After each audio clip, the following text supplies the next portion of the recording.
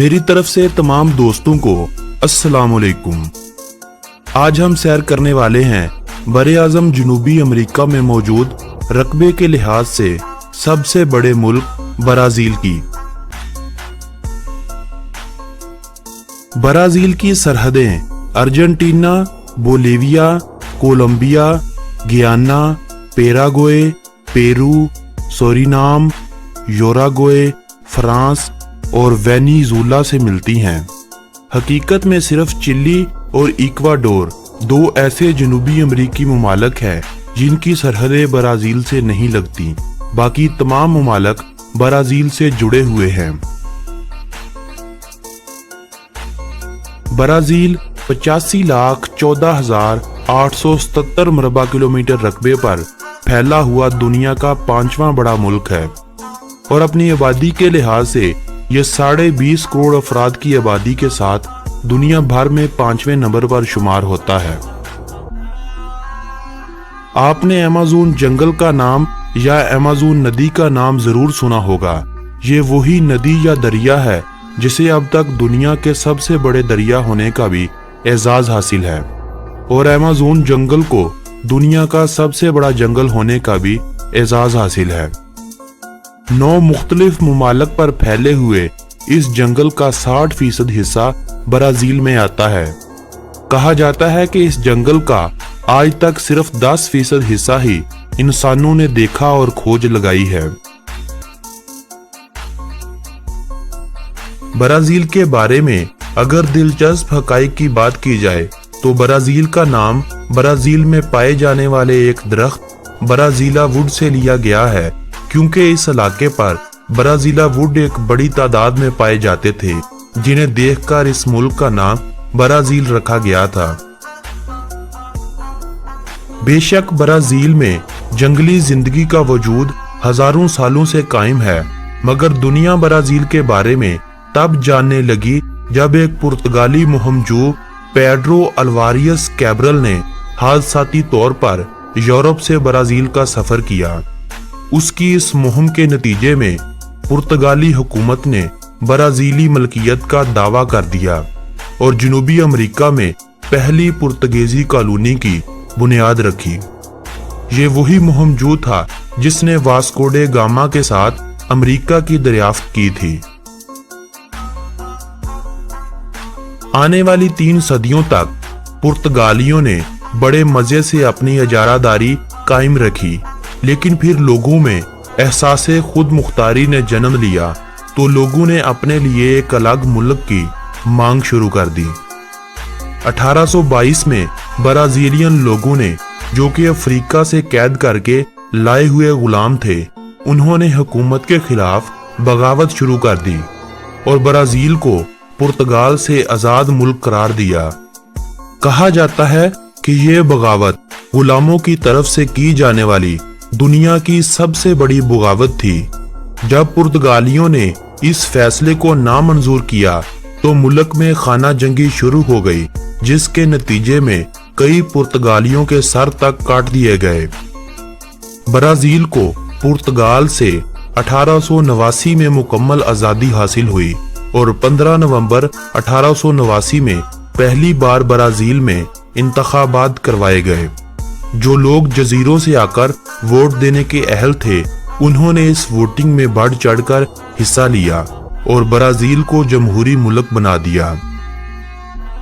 18वीं सदी में पुर्तगीजी सल्तनत का खात्मा होते ही बरतानवी हुकूमत ने कब्जे करने शुरू कर दिए थे, मगर ब्राज़ील वो वाहिद मुल्क था जिस पर पुर्तगालियों के बाद आज तक कोई भी हुकूमत न कर सका।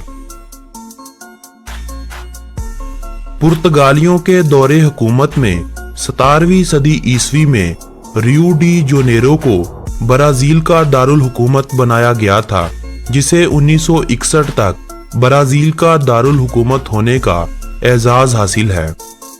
1961 में ब्रासीलिया को दारुल हुकूमत बनाया गया, जो आज तक ब्राज़ील का दारुल हुकूमत है। 1523 मरबा किलोमीटर रकबे पर फैला हुआ साओ पालो शहर 1 करोड़ 25 लाख अफराद की आबादी के साथ برازیل کا سب سے بڑا جبکہ دنیا کے 10 بڑے شہروں میں شمار ہونے والا شہر ہے۔ برازیل کا مکمل نام وفاقی جمہوریہ برازیل ہے۔ تقریباً 4098 ایئرپورٹس کے ساتھ برازیل ایئرپورٹس کے حوالے سے دنیا بھر میں دوسرے نمبر پر آتا ہے، جبکہ پہلے نمبر پر آنے والا ملک USA ہے، جہاں پر ٹوٹل ایئرپورٹس کی تعداد 15,000 سے بھی زیادہ ہے۔ برازیل میں جنس کو تبدیل کرنے یعنی مرد سے عورت اور عورت سے مرد بننے کے لیے کی جانے والی سرجری 2008 میں پاس ہونے والے ایک قانون کے بعد بالکل فری کر دی گئی ہے۔ کیتھولک فرقے سے تعلق رکھنے والی مسیحی برادری کا 74% حصہ برازیل میں پایا جاتا ہے، جو برازیل کی کل آبادی کا 64% ہے۔ برازیل امریکہ کے بعد سب سے زیادہ مسیحی آبادی والا ملک ہے اور جنوبی امریکہ کا پہلا بڑا ملک ہے۔ 4% پروٹیسٹنٹ، 6% ایسے ہیں جو خدا کے سوا کسی اور پر یقین ہی نہیں رکھتے، 7% دوسرے فرقوں سے تعلق رکھنے والے مسیحی لوگوں کے علاوہ باقی آبادی دیگر مذاہب کے ماننے والوں کی ہے۔ ایک چھوٹی سی تعداد ایسے لوگوں کی بھی پائی جاتی ہے جو کسی بھی مذہب پر یقین نہیں رکھتے۔ اسلام یہاں نہ ہونے کے برابر ہے، اگر کوئی مسلم ہے بھی تو دیگر ممالک سے کام کاج کی غرض سے آ کر آباد ہونے والے ہیں۔ 2015 تک برازیل اکانومی کے لحاظ سے دنیا کا 7واں بڑا ملک تھا، لیکن اب یہ 8ویں نمبر پر شمار ہوتا ہے۔ کروزائرو ریل برازیل کی کرنسی کو کہا جاتا ہے۔ برازیل کا کالنگ کوڈ +55 ہے۔ اگر وقت کی بات کی جائے تو وقت کے لحاظ سے برازیل پاکستان سے 7 گھنٹے پیچھے ہے۔ مکاؤ برازیل کا قومی پرندہ ہے۔ برازیل میں 92% نئی بکنے والی کاروں کو گنے سے بننے والے ایتھنول پر چلایا جاتا ہے۔ ایپل والوں کے آئی فونز کو برازیل میں امریکہ کی نسبت دگنے داموں میں بیچا جاتا ہے۔ مثال کے طور پر اگر امریکہ میں آئی فون کی پرائز $1,000 ہوگی تو برازیل میں وہ آ کر $2,000 امریکی ہو جائے گی۔ برازیل کے دارالحکومت براسیلیا کو اگر آسمان سے دیکھا جائے تو یہ شہر ایک ہوائی جہاز کا منظر پیش کرتا ہے۔ جاپان کی سب سے زیادہ آبادی جاپان کے علاوہ برازیل میں رہتی ہے۔ اولمپکس گیم آج تک صرف ایک بار جنوبی امریکہ کے کسی ملک میں منعقد ہوئے ہیں اور وہ ملک برازیل ہی ہے، جہاں پر 2016 میں اس ایونٹ کا انعقاد ہوا تھا۔